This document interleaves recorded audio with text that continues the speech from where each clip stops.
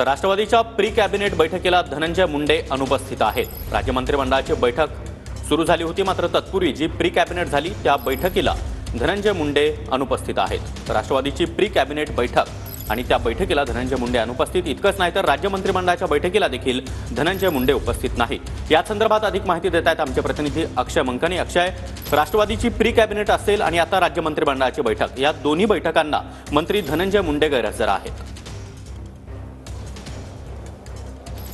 नक्कीच सागर, खरं तर राज्याचे कॅबिनेट मंत्री असलेले अन्न व खरं तर धनंजय मुंडे हे संपूर्ण कॅबिनेटच्या बैठकीला आज उपस्थित नाहीये। धनंजय मुंडे यांच्यावरती गेल्या काही दिवसांपूर्वी डोळ्यावरती शस्त्रक्रिया झालेली होती, त्यामुळे तब्येतीच्या कारणास्तव त्यांनी या कॅबिनेटच्या बैठकीमध्ये आलेले नसल्याची माहिती जी आहे ती त्यांच्या मार्फत सध्या आपल्याला मिळत आहे। खरं तर आज थोड्याच वेळापूर्वी उपमुख्यमंत्री अजित पवार यांच्या मंत्रालयाच्या दालनामध्ये राष्ट्रवादीच्या सर्वच मंत्र्यांची प्री कॅबिनेटची बैठक पार पडली आणि आता राज्य मंत्रिमंडळाच्या कॅबिनेटच्या बैठकीला जी आहे ती मंत्रालयामध्ये आता सुरुवात झालेली आहे। परंतु या सर्व कॅबिनेटच्या बैठकीमध्ये सध्या धनंजय मुंडे यांची अनुपस्थिती असल्याचं आपल्याला पाहायला मिळते। खरं तर सातत्याने धनंजय मुंडे यांच्यावरती रोज टीका जी आहे ती सामाजिक कार्यकर्त्या अंजली दमानिया यांच्याकडून सातत्याने केली जाते।